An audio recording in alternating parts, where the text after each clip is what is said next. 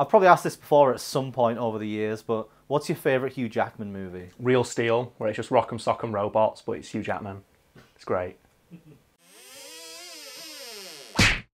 With the exception of Samuel L. fucking Jackson, nobody has portrayed the same comic book character in more movies in a row than Hugh Jackman has Wolverine.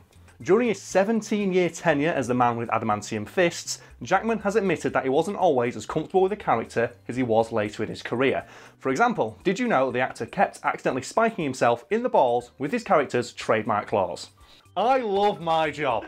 My job is great. We get to talk about Wolverine stabbing himself in the dick with a pair of adamantium claws. I like to think that prior to you writing this article, you were like, I feel like writing an article about Hugh Jackman and Wolverine, trying to decide what angle to come from, and just immediately stopped, like, spiked in the balls, you say? Well, it actually was inspired by an interview I was reading with Hugh Jackman, because I was reading up, like, oh, what do I want to write about today? How about Wolverine? I haven't done an article on, like, you know, Marvel Comics recently. And I read this article with Hugh Jackman where he says, I didn't know that Wolverines were a real animal.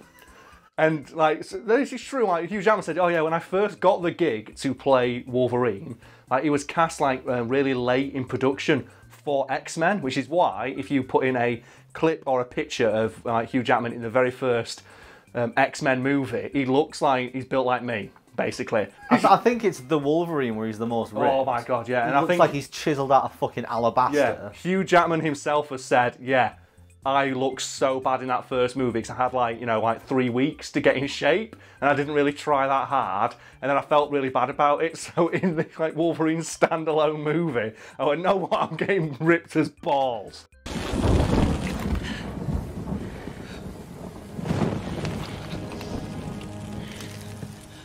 And I think he uploaded a picture on Twitter of like, if the bar ain't bending, you ain't lifting. And it's him doing a deadlift and the actual bar itself is bent. It's like, holy fuck, Hugh Jackman. You are the perfect person to play this character.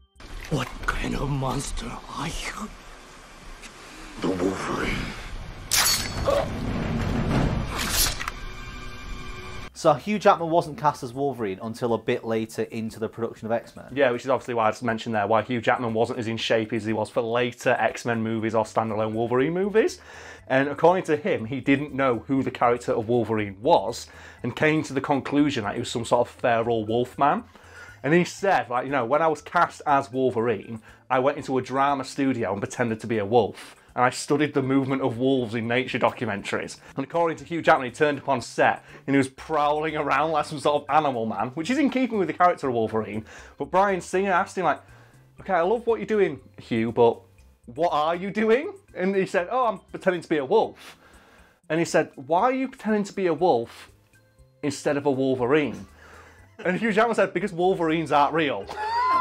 And Bryan Singer had to explain to him, no, Wolverines are real, they're a real thing, but it's more a metaphorical thing. As in, like, he's supposed to be animalistic, he's not actually a mutated Wolverine. But I just love the idea that Hugh Jackman didn't know what a Wolverine was.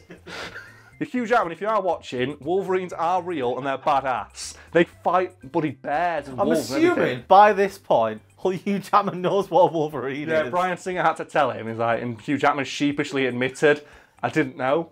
The best part about all of this is, though, that Hugh Jackman had to sheepishly admit to Bryan Singer, I didn't realise, and I've actually spent the last 3 weeks pretending to be a wolf.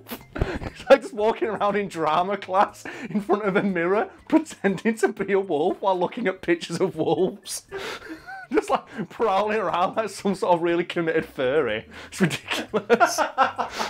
After this initial setback and the embarrassment caused by having to admit that he didn't know a Wolverine was a real animal, Hugh Jackman decided to embody the character as accurately as possible and read as many comics as he could, and then studied actual martial artists and footage of Mike Tyson punching people's heads off to come up with the trademark fighting style of the character.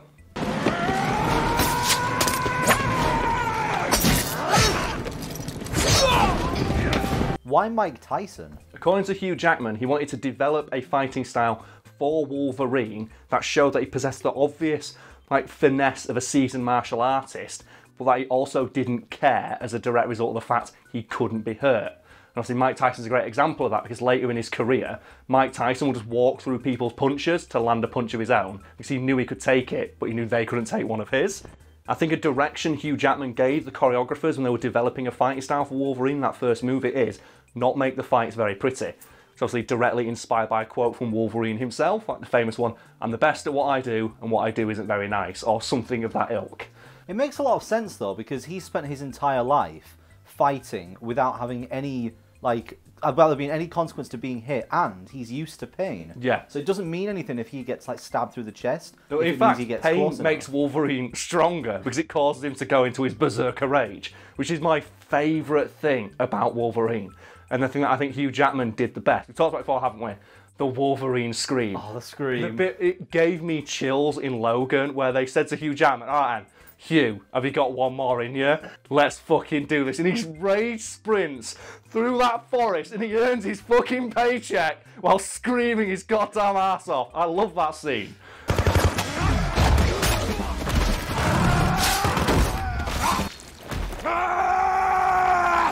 The thing is though, that's one of his actual powers. If you go into like the Marvel Wiki, which I do all the time, because I love all that shit, like one of his actual powers is the Berserker Rage, where he just like loses like himself to his animal instincts and just reverts to his most primal form.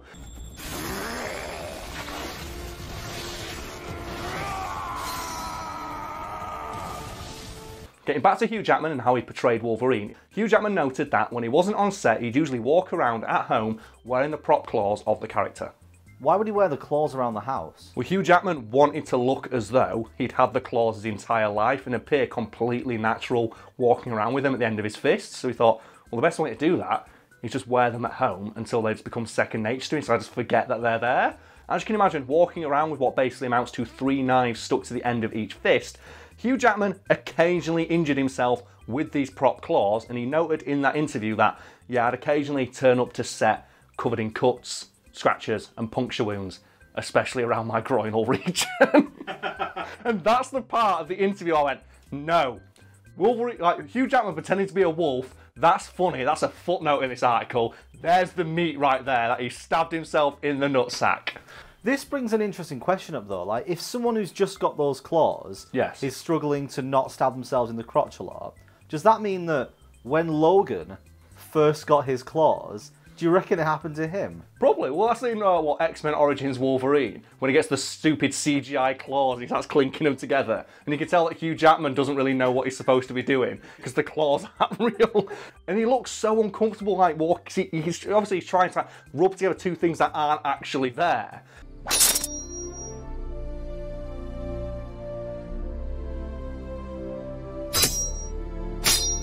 Whereas you compare that to like X-Men 2 or 3, and it's like when he's running through the forest and he's sprinting with these knives at the end of his fist. He don't give a fuck.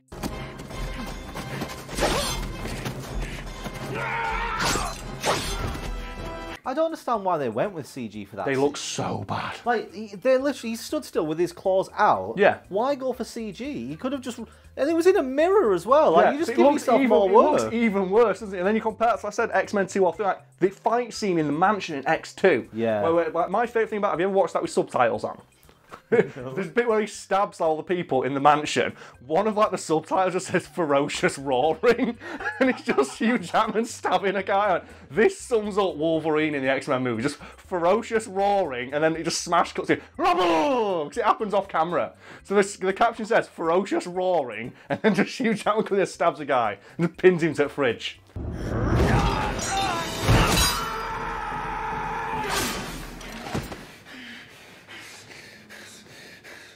Even when Hugh Jackman was evidently comfortable walking around with Wolverine's claws, he still reportedly kept spiking himself in the balls. For example, during this scene in X-Men Origins Wolverine,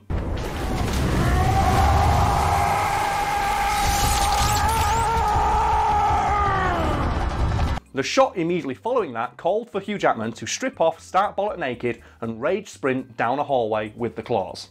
So what happened there then? But according to Hugh Jackman, immediately prior to filming that scene, because he knew he had to get naked, he jokingly told every member of the crew, I want a closed set. I don't want anyone to see me doing this. I only want the camera crew here. And as a joke, the production crew went out and got every female member of staff and put them round the corner at the end of that hallway and gave them all dollar bills. And Hugh Jackman said in an interview, I'll run down the hallway, I did it, it's a really intense emotional scene. Gets to the end of the scene, And I turn around the corner and there's every woman on set going, woohoo, you! And what do you do in that situation when you're naked and a group of women see you? Oh no. You go shield your balls. And of course, the first thing I did was like, oh! So he stabbed himself in the nuts again, in character as Wolverine, while naked in front of every female member of the crew. And how is that not a deleted scene? I don't know. So yeah, if you've ever wondered why Hugh Jackman wanted Logan to be his last outing as the Wolverine, just imagine how dangerous it would be to swing around those claws with saggy old man balls. So we mentioned real steel at the start of this video, and I want to talk more about real steel now. So this is a section of the video we're going to call Karl's Corner. Come up with a logo for it, Brad, just like throw something together, where we highlight a movie that we've both seen that we think's awesome, that we want more people to go watch. Because Real Steel is great, isn't it, Brad? Before we talk too much about it, we should probably explain the plot. And the plot is, people haven't seen Real Steel, it's like Our Time Now, only they have robots. But they only use the robots for boxing matches for some reason. And Hugh Jackman is a former boxer who obviously got displaced by these robot boxers. So he decides to be a robot boxer manager, I suppose. And he has his own robot that he boxes and he keeps losing because he's shit. And he finds, literally, he finds an old beat up training robot in the trash with his son, who he doesn't like, who hates burgers for some reason. That's his entire character arc. He hates burgers. And Hugh Jackman learns to buy him a burrito instead. And then the whole character arc for the father-son relationship. And they find this old shit robot in like a robot dumping yard called Atom, and this robot cannot die. It is Rocky in robot form. Joe Rocky's whole thing is he can take as many punches as he needs to do to win. Yeah. Atom's whole thing is that. And one of the reasons I love this movie so much is that they have hints throughout it that Atom, the boxing robot, is sentient, don't they? Yeah. They have loads of hints to it, like the little kid who finds the robot, like looks it in the eyes and he talks to it, and it looks like the robot's listening to him. And they have a few hints, like, and Hugh Jackman talks to the robot and says, I know you can hear me, and shit like that. But they never deliver on that, do they? It turns out, at the end of the movie, they say, oh, he wasn't listening. He's just got a shadow program that allows him to copy the movements of other people.